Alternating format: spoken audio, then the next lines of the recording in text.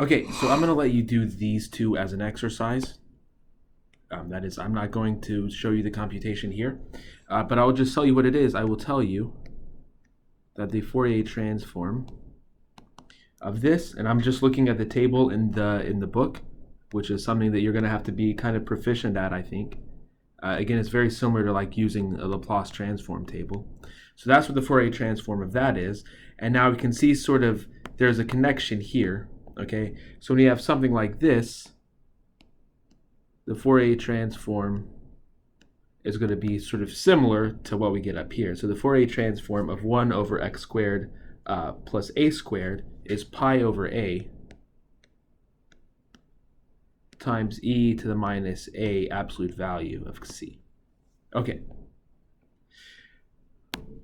Okay, I might come back to the decay and smoothness later, but for now I want to show how we can use the Fourier transform to solve this partial differential equation. Now, we haven't seen where this PDE comes from yet. This is, some of you might have seen it, this is an example of the one-dimensional heat equation. We're going to get to that next week. We're going to get to where this equation comes from next week. But for now, let's just concentrate on solving it. We've got one time derivative, which is why we only have one initial condition here. Okay, again, one of the concepts that we have in PDEs is that we can think about a PDE as being a sort of continuum of ODEs, and for every x value or something like that, for every x value on the line, we're going to get a new ODE kind of starting at that point. So if there's one time derivative, we just need one initial condition, compared to the wave equation where there were two time derivatives and we needed two initial conditions.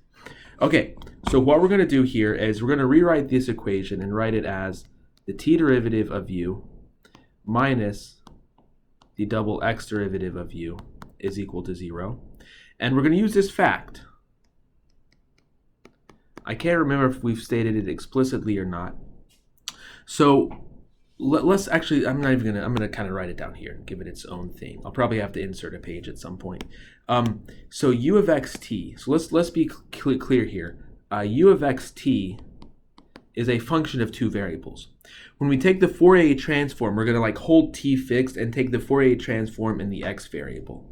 So u hat, so I'm going to call it big U of ct is going to be equal to the integral from minus infinity to positive infinity u of xt e to the minus I cx dx. Okay, one of the things that this shows then is that if I do the t derivative of u and take the Fourier transform, this is the same as doing the Fourier transform. This is the same as doing the t derivative of the Fourier transform. Okay, so the t derivative, so we're doing the t derivative, we're doing the derivative in the t variable. We're doing the Fourier transform in the x variable. And there, the differentiation and the transformation commute. You can do them this is the same in either order. And that's going to be very helpful to us. Okay, it's not the same for the x variable. If we take the derivative in the x variable, that is not the same as the Fourier transform of the derivative. So the derivative of the Fourier transform is not the same as the Fourier transform of the derivative. We have an identity for that. So the fact that I want to mention here is basically just this fact that I have here. The t derivative, the Fourier transform of the t derivative is equal to the t derivative of the Fourier transform. Okay.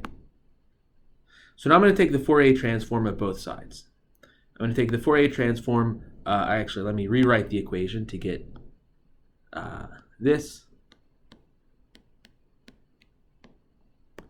And I'm going to take the Fourier transform of both sides and use the fact that the Fourier transform is linear, so I can just do each piece individually. Okay, so the Fourier transform of that first term is going to be the t derivative of the Fourier transform of u. Now, the Fourier transform of this next piece is going to be minus c squared, so plus c squared. So why is it minus? So let me back up and explain why it's minus. Let me do one more step. So it's going to be minus. The Fourier transform is going to be I squared times c squared, because we're doing the second derivative times u hat, and the Fourier transform of 0 is 0. Okay, but I squared is minus 1. So minus 1 times minus 1 here becomes 1. Okay, so now let me write what we have here. We've got the t derivative of u hat of ct plus c squared times u hat of ct is equal to 0. So now what we want to do is we want to hold c fixed. And think about this as being an ordinary differential equation in the t variable. I mean, it is exactly an ordinary differential equation in the t variable. It's the t derivative of u plus c times u is equal to 0. And the general solution to this is going to be u hat of ct is equal to u hat of c0 e to the minus c squared t. Okay, well, what is u hat of c0? What is that? So let's compute what that is. So let me do this in a different color. U hat of c0.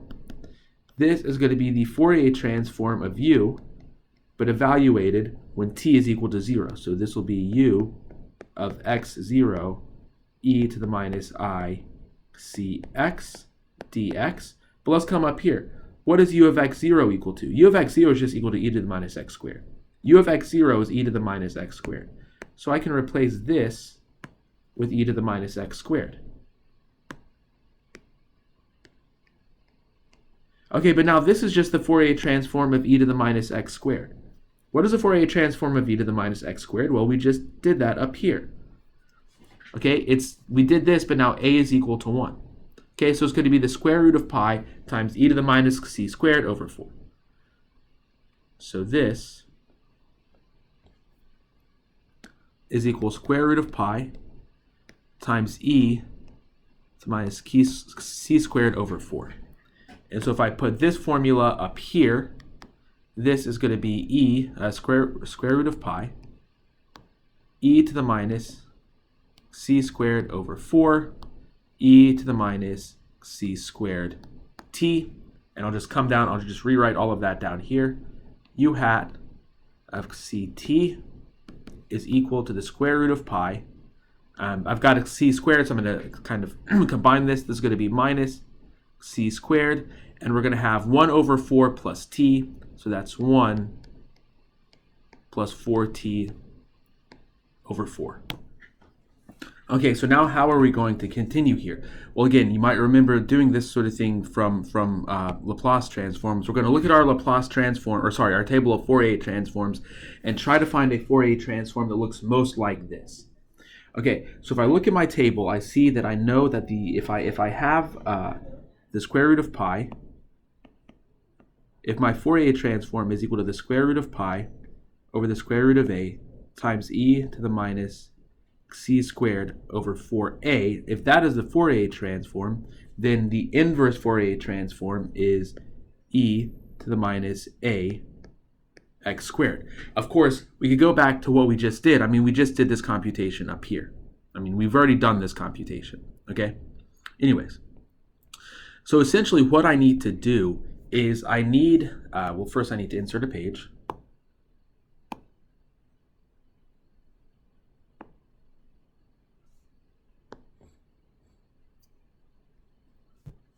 What I need to do here is I need to somehow make what I have here look like this. Okay, so I need to somehow make what I have there look like that. I need to make what I have here look like this. Okay, so I'm going to start with my exponent. I've got square root of pi. Now I've got e to the minus c squared, but I need to have something divided by 4a. So I'm going to turn the multiplication into division. So this is going to be divided by 4 over 1 plus 4t. Okay, but this is in the denominator. So if this is in the denominator, that means this thing here, that is equal to my 4 times a. Okay, so if this is the case, this means that A is equal to 1 over 1 plus 4t.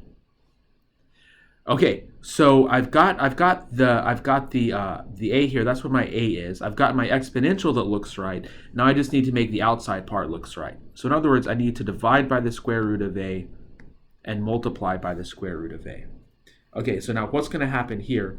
The square root of A is equal to 1 over the square root of 1 plus 4t. Okay, so now I'm going to come down here and try to rearrange things, make things look a little bit nicer. Okay, so the square root of pi divided by the square root of A, that's just going to be equal to the square root of pi times the square root of 1 plus 4t. And then on the outside, we have the square root of A, so that's going to be 1 over the square root of 1 plus 4t. And then we're going to have e to the minus c squared divided by 4 over 1 plus 4t. Okay, this is equal to my f hat of, my u hat of ct. And again, I'm doing the transform in the c variable.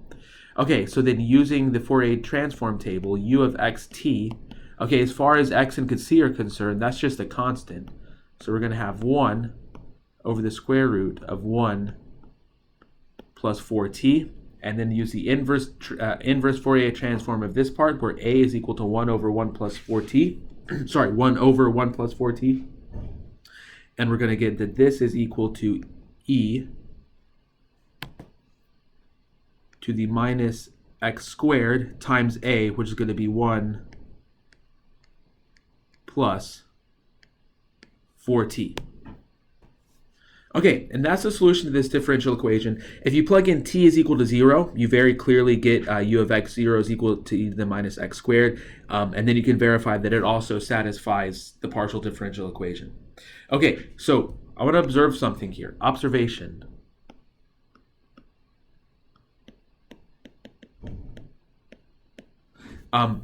For any positive time, the initial temperature distribution is felt all throughout the entire real line.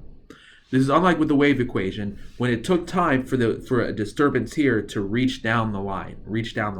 Okay, not true here.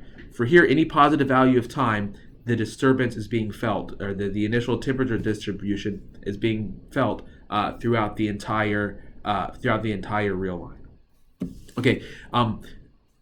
In the homework problems, you're asked to solve the heat equation where the initial thing is a Dirac delta function.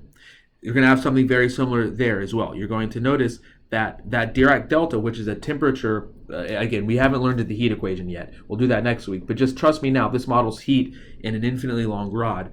Delta is going to be equal to 0, even if you don't think about heat. At time t is equal to 0, the initial distribution is going to be a point mass. It's going to be a Dirac delta function at 0, but for any positive time, that disturbance is going to be felt throughout the entire real line. This is much different than the wave equation, where if you started with a Dirac delta function, you're just going to end up with, in fact, solve the wave equation where your initial condition is a Dirac delta function using Fourier transforms. And you're going to see that delta is going to propagate in a finite amount of time. So the wave equation and the conservation equations that we looked at have finite propagation speed. This is an example of something called a parabolic equation. Like I said, we'll talk about that next week, or diffusion equation, and this has finite propagation speed.